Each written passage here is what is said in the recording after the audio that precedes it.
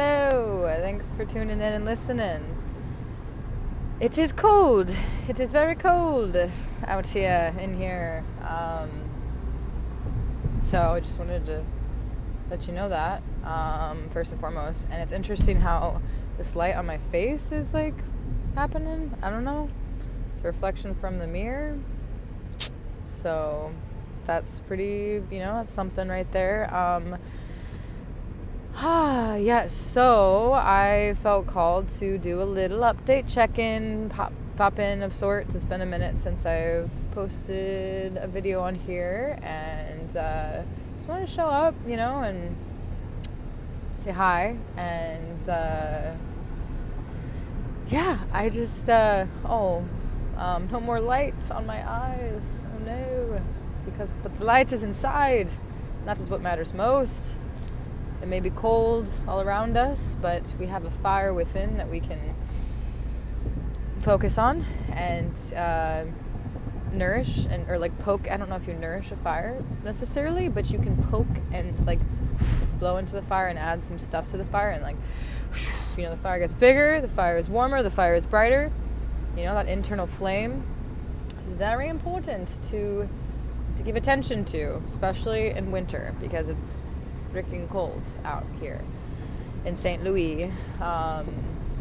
Yes, so just a reminder of that. And also, when things are feeling, it's feeling hot in the kitchen, it's feeling a little intense, we have the power of our breath. Once again, we can breathe fire in a sense, or we can breathe in a cool, calming, grounding, soothing breath. If we're feeling like, it's hot in here. And in a sense of, with the stress and anxiety that comes with living in this system and world that's not super conducive for the soul and for the nervous system. But, we have power in our breath and in our bodies with our intentions to navigate this as best as we can with what we have. Doesn't make it any less challenging. It's not easy, but it's simple. And also not simple. It's so many things. I feel like I just want to contradict and go back and forth between everything that I say, because it's like this and it's that. And it's all the things. But, now it's getting hot here. I was so cold, and then now I'm getting hot. But breath, breathing, life, light, shadows, balance, choice, intention, direction. I feel like lately every day feels like a therapy session, honestly, in the best of ways. I feel like so much is coming up and out to be looked at, to be witnessed and observed without judgment and critique, as I've often been very hard on myself for my things, my patterns, my programming. But I feel like I'm very aware of it at this point without such a heaviness attached to it, or shame. I feel like I can see it, it's there, and it's no, but you're not gonna allow shame to take the wheel. You're gonna center into your core, into your breath, into your body, into your heart space, into a clear, receptive mind, and come back into myself and trust fall into my own arms, into the arms of life. And just have faith in my path and in this greater path that I'm walking with others who are choosing evolution in all of its forms during these times that want to constrict and restrict and limit and box in and keep in the way, keep things in the way that it's been. We have a choice to shift things into a different state through intention and through our will and our direction, with our energy, our time, our words, our thoughts, our what we take into our bodies, what we are sharing and putting out into the world. And of course there's so many factors with everything where I wish it was as simple and easy as we create our reality, because to some degree we do. And also there's a lot of influences and things impacting all of us that are out of our control. Money is such a big influence in poverty and the ability to even have access to certain things, especially when it comes to health and nutrition. A lot of us are limited in what we can acquire and utilize, and that these things cost money, and it's just a tricky. The system we're living in is there's a lot of loopholes. There's a lot of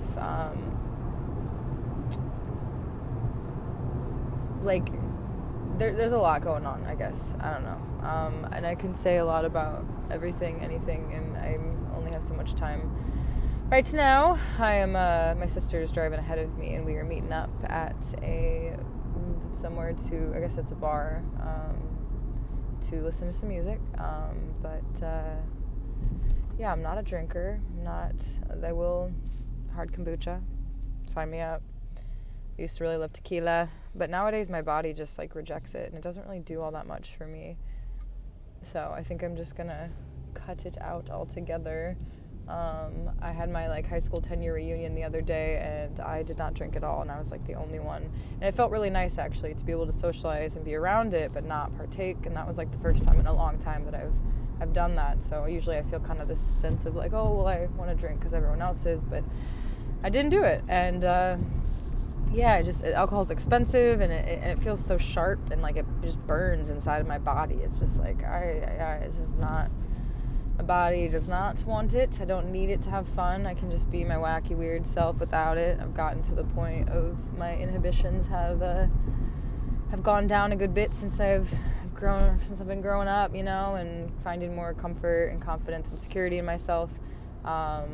Just growing and just becoming more secure in myself. And I think alcohol for a while was something that helped me loosen up, lighten up, feel more comfortable and relaxed, to feel free in a social setting, and if I can access that, and when I access that without substance, that's ideal. And then I don't feel the impacts the next day, and that's great. But yeah, hard kombucha is good. It's just kombucha, but fermented longer. So it's like tea, it's just like fermented tea. So, tea, it's good. I love me some tea.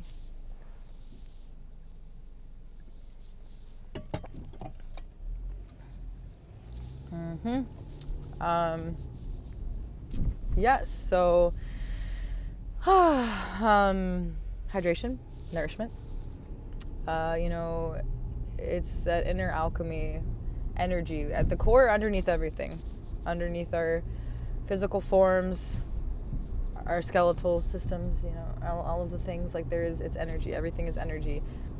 And as much as we can cleanse and protect and tap into our energy, and take back our power and become the guide of our lives and steer our own ship and not be at the whim of the things around us, direct our flow, and also at the same time surrender to the flow of life's greater mission. Let it move through us and align with a greater design than the individual is a very powerful thing. And but it's not giving up your power. It's taking back your power as a sovereign individual, and making choices from that place, and seeing how much your life can shift out of that, so that you can bring in and bring through the healing that this world so very desperately needs, because there's a lot of pain, a lot of suffering, a lot of war, a lot of sickness, disease, dissonance, division. There's a lot of not so good things happening all over the world, but as much as we can be a part of the healing and shifting of these energies and of these things that are,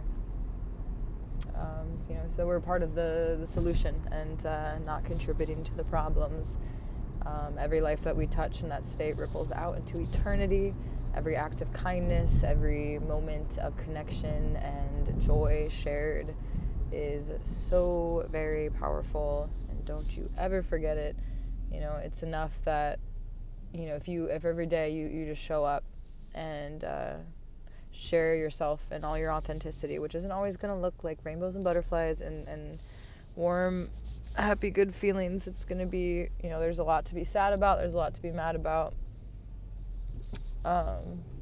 But being honest and real about those feelings. Like, we can't just sugarcoat things, like, just in the name of, like, peace and love, you know. Like, I sometimes, to get to peace and love, we gotta be real about the pains and the struggles, and that creates a honest, open, authentic space to reach naturally that place of peace and joy. But we can't force that. So keep it real, and you will meet and cross paths with people who are also real, and and just nurture relationships from that place of authenticity. And I want to say, I guarantee, obviously I can't 100% guarantee anything, but I will say that I do believe that from that place and awareness that that things are going to shift for you and for whatever it is that is moving through and happening. So we can't quite, totally make sense of, but if we could, there take some of the fun out of it. You know, there's a great mystery that we are interacting with, and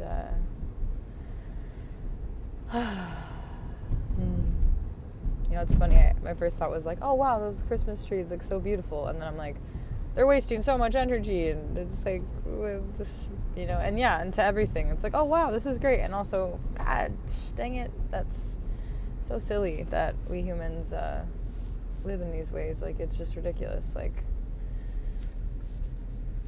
so you can look at everything in any way all the time, but trying to see the bright side of things and be optimistic is definitely good and needed and preferred, but we also got to keep it real that some of this shit is just straight up ridiculous and also serves a purpose at the same time.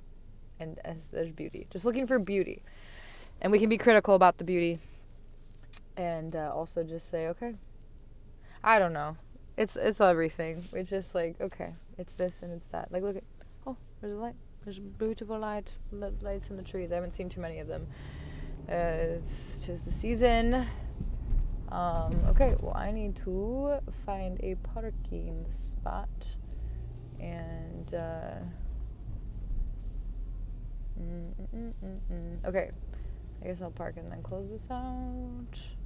Or maybe I should just people kissing, making out outside of the bar. Isn't that just the sweetest? People are cute and sweet. Warning, do not park. I don't know. I think it's okay. Okay, well, thanks for listening. I'm gonna go listen to some music and hang out with my sister. Yeah, I think we're technically, I don't know if this is like the best part. I don't know. Whatever. I think we're fine. We'll see. But okay, well, thank you for being here. And take care of yourself and those around you. And breathe.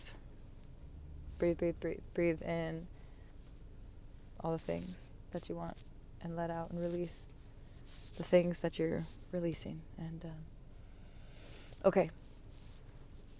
Till next time, thank you. Okay, bye.